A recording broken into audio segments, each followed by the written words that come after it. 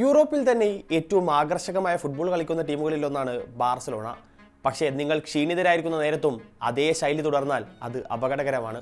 പെഡ്രിയുടെയോ യമാലിൻ്റെയോ റഫീനിയുടെയോ ഒരു മോശം ദിവസം നിങ്ങളെ ടൂർണമെൻറ്റുകളിൽ നിന്ന് പുറത്താക്കും.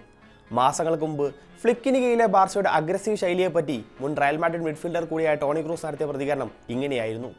അന്ന് അതിനെ അനുകൂലിച്ചും പ്രതികൂലിച്ചും നിരവധി വാദങ്ങൾ ഉയർന്നിരുന്നെങ്കിലും ഇന്നലെ നടന്ന കോപ്പ ഡെൽ റേ ആദ്യപാദ സെമിഫൈനൽ ക്രൂസിന്റെ വാദങ്ങളെ അക്ഷരാർത്ഥത്തിൽ അടിവരയിടുന്നതായിരുന്നു. പെഡ്രിയും റഫീനിയയും ഇല്ലാത്ത, യമാലിന്റെ മിന്നലാട്ടങ്ങളില്ലാത്ത മറ്റൊരു മത്സരം കൂടി ബാർസ ടാറ്റിക്സിലെ വിള്ളലുകൾ വെളിച്ചത്ത് കൊണ്ടുവന്നിരിക്കുന്നു. ആസ്ക് റയൽ മാഡ്രിഡിനോട് ചോദിക്കൂ. കോപ്പ ഡെൽ റേ സെമിഫൈനൽ വരെ ബാർസ ടോപ്പ് ടയർ ടീമുകളെ ഒന്നും നേരിട്ടിട്ടില്ലെന്നും ടൂർണമെന്റിന്റെ മൂല്യം കുറക്കുന്നവരാരാണെന്നുള്ള ചോദ്യത്തിന് ഹാൻസി ഫ്ലിക്ക് നൽകിയ മറുപടി അതായിരുന്നു. റയലിനെ പുറത്താക്കി ആൽബിസെറ്റെ തോൽപ്പിച്ചാണ് തങ്ങൾ സെമിയിലേക്ക് കടന്നതെന്നും എതിരാളികൾ ആരായിരുന്നാലും അത് തങ്ങളെ ബാധിക്കുന്നില്ല എന്നതുമായിരുന്നു ഫ്ലിക്ക് ആ ഒരൊറ്റ വരിയിലൂടെ പറഞ്ഞു വെച്ചത്. ശരിയാണ്, ഇന്നലെ മെട്രോപൊളിറ്റാനോയിൽ കളിക്കാനിറങ്ങും വരെ മത്സരത്തിലെയും ടൂർണമെന്റിലെയും ഫേവറേറ്റുകൾ ആരാണെന്നതിന് ബാർസക്കപ്പുറം മറ്റൊരു ഉത്തരമില്ലായിരുന്നു. പക്ഷേ ഇനി അതങ്ങനെയല്ല. ഡീഗോ സിമിയോണിക്ക് ഒരു പതിവുണ്ട്. തൻ്റെ ടീം മോശം ഫോമിൽ കളിക്കുമ്പോൾ തൻ്റെ സ്ഥാനം കയ്യാലപ്പുറത്താവുമെന്ന് തോന്നുമ്പോൾ അയാൾ പോയൊരു ട്രോഫി അങ്ങ് വിജയിക്കും. വിമർശകരുടെ വായ മൊത്തത്തിൽ അങ്ങ് മൂടിക്കെട്ടും. 2011 ചുമതലയേറ്റതിൽ പിന്നെ അത്ലറ്റിക്കോയിൽ സിമിയോണി കാത്തു സൂക്ഷിക്കുന്നത് അത്തരമൊരു രീതിയാണ്. സീസണിൽ ലീഗ് കിരീടം മോഹിക്കുന്നത് അത്യാഗ്രഹമാണെന്ന് കരുതിയായിരിക്കണം ലീഗ് കപ്പിൽ സിമിയോണി അത്തരമൊരു നീക്കത്തിനൊരുങ്ങിയത്. പരിശീലകൻ തൻ്റെ പതിവ് ഡിഫൻസീവ് ശൈലി മാറ്റിവെച്ചതും ഹോം ഗ്രൗണ്ട് അഡ്വാൻറ്റേജും കൂടി ചേർന്നപ്പോൾ ബാർസലോണയ്ക്ക് മേൽ അത്ലറ്റിക്കോ ഇന്നലെ നടത്തിയത് ഒരു നരനായാട്ടാണ്. ആദ്യ 45 മിനിറ്റിൽ തന്നെ 4 തവണ പ്രഹരമേൽപ്പിച്ച ഒരു ബ്രൂട്ടൽ മാസീവ് അറ്റാക്ക്. ജനുവരിയിൽ ടീമിലെത്തിയ അഡമോളോ ലുക്മാന്റെ കരുത്തിലാണ് അത്ലറ്റിക്കോ സ്വന്തം മൈതാനത്ത് ഇറങ്ങിയത്. റഫീനയും പെഡ്രിയും ഇല്ലെങ്കിലും ഡിസംബറിൽ അത്ലറ്റിക്കോയെ 1-3 ഗോളുകൾക്ക് തകർത്തുവിട്ട ആത്മവിശ്വാസം ബാർസക്കും ഉണ്ടായിരുന്നു. പക്ഷേ 3-ാം മിനിറ്റിൽ കോക്കെ, ഗ്രീസ്മാൻ, ജൂലിയാനോ സിമിയോണി നടത്തിയ നീക്കം ബാർസ ഡിഫൻസിനെ ആകെ ഒന്ന് പിടിച്ചുലച്ചു. ഇടത് വിങ്ങിലൂടെ ഒരു അറ്റാക്ക് തുടങ്ങാൻ ബാർസ നടത്തിയ നീക്കത്തെ കോക്കെ ബാൾഡയുടെ കാലിൽ നിന്നും റാഞ്ചി. പിന്നെ പന്ത് ഗ്രീസ്മാനിലേക്ക്. ഫസ്റ്റ് ടച്ചിൽ താരമത് ബോക്സിലേക്ക് നീട്ടി നൽകുമ്പോൾ കുബാർസിക്ക് ഒന്നും ചെയ്യാനുണ്ടായിരുന്നില്ല. പക്ഷേ കൃത്യമായി ഓടിക്കേറിയ ജോൻ ഗാർസിയ എന്നത്തെയും പോലെ ബാർസയുടെ രക്ഷകനായി. പക്ഷേ ആ രക്ഷക പരിവേശത്തിന് 4 മിനിറ്റിൻ്റെ ആയുസ് പോലും ഉണ്ടായിരുന്നില്ല. ഒരു ബിൽഡപ്പ് തുടങ്ങുന്നതിൻ്റെ ഭാഗമായി എറിക് ഗാർസിയ പന്ത് ജോൻ ഗാർസിയയിലേക്ക് നീട്ടുന്നു. പക്ഷേ തൻ്റെ പൊസിഷനിൽ നിന്നും വിട്ടുമാറുന്ന താരത്തിന് പന്തിൻ്റെ വേഗവും മൂവ്മെന്റും ജഡ്ജ് ചെയ്യാനായില്ല. ഗോൾ പോസ്റ്റ് ലക്ഷ്യമാക്കി നീങ്ങിയ പന്തിന് പിന്നാലെ ജോൻ ഗാർസിയും കുബാർസിയും സർവ്വശക്തിയും എടുത്തോടി.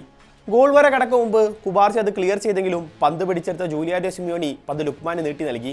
ഓഫ് ബാലൻസിൽ നിന്ന ജോൻ ഗാർസിയയും കുബാർസിയും സാക്ഷിയാക്കി ലുക്മാൻ പോസ്റ്റിലേക്ക് നിറയൊഴിച്ചെങ്കിലും റീപ്ലേയിൽ പന്ത് ആദ്യമേ ഗോൾ വരെ കടന്നെന്ന് കണ്ടതോടെ അത് സെൽഫ് ഗോളായി മാറി. 14-ാം മിനിറ്റിൽ വീണ്ടും ഒരിക്കൽ കൂടി അത്ലറ്റിക്കോ ബാർസ വല കുലുക്കി.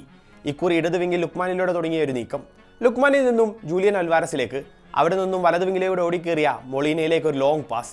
മൊളീനക്കൊപ്പം ബോക്സിലേക്ക് ഓടിക്കേറിയ ഗ്രീസ്മാൻ പാസ് സ്വീകരിക്കുമ്പോൾ അയാൾ ആരാലും മാർക്ക് ചെയ്യപ്പെടാതെ നിൽക്കുകയായിരുന്നു. അപകടമണത്ത് ബാൾഡയും കൂണ്ടയും എല്ലാം പ്രതികരിച്ചു തുടങ്ങും മുമ്പേ ഗ്രീസ്മാൻ ഇടങ്കാല കൊണ്ട് സെക്കൻഡ് പോസ്റ്റിലേക്ക് പന്ത് തിരിച്ചുവിട്ടു.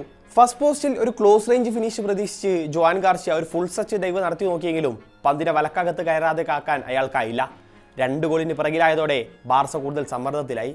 ഉടനടി തിരിച്ചടിക്കണമെന്ന ലക്ഷ്യം അവർക്കുള്ളിൽ വന്നു. അത്ലറ്റിക് ഗോൾ മുഖത്തേക്ക് അവർ ഇരമ്പിയെത്തി. 20-ാം മിനിറ്റിൽ കോർണറിൽ നിന്നും ആദ്യ അവസരം വന്നു. ഡാനിയോലും എടുത്ത കോർണർ എറിക് ഗാർസിയ പോസ്റ്റിലേക്ക് തിരിച്ചുവിടുന്നു.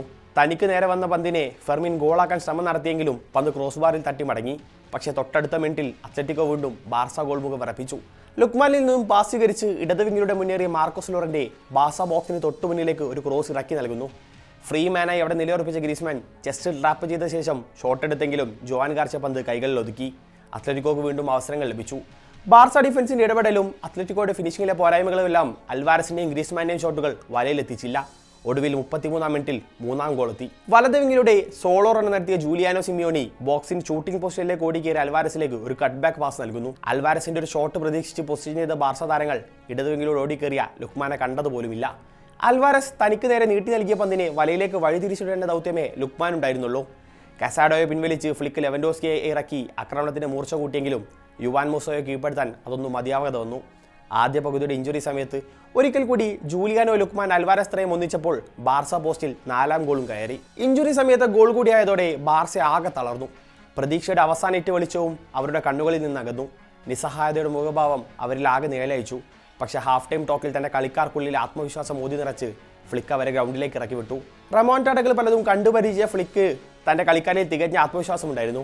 പക്ഷെ ആളും ആരവും നിറഞ്ഞ മെട്രോപൊളിറ്റാനോയിൽ 4 ഗോളിന് ലീഡിലുള്ള സിമിയോണിയുടെ ടീമിനെതിരെ ഒരു കംബാക്ക് അത്ര എളുപ്പമല്ലെന്നും അയാൾക്കറിയാമായിരുന്നു. രണ്ടാം പകുതിയിൽ കൂടുതൽ ഉണർന്നു കളിച്ചത് ബാർസയാണ്. അത്ലറ്റിക്കോ മുന്നേറ്റങ്ങളെ അതിവേഗം തടഞ്ഞിട്ടും എതിർ പോസ്റ്റിലേക്ക് നിരന്തരം മുന്നേറ്റങ്ങൾ നടത്തിയും അവരത് തെളിയിച്ചു.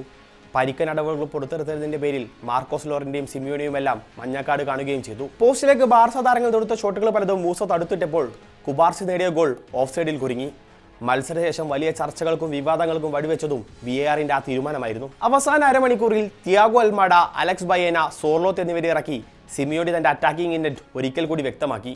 തന്റെ പതിവ് ഡിഫൻസീവ് ശൈലിയല്ല താൻ ഇന്ന് പാറ്റുന്ന തന്ത്രമെന്ന് സിമിയോണിയുടെ സ്റ്റേറ്റ്മെന്റ് കൂടിയായിരുന്നു ആ സബ്സ്റ്റിറ്റ്യൂഷനുകൾ. 84 മിനിറ്റിൽ അലക്സ് ബയേന നടത്തിയൊരു മുന്നേറ്റം തടയാൻ ശ്രമിച്ച എറിക് ഗാർഷ്യക്ക് പിഴച്ചു.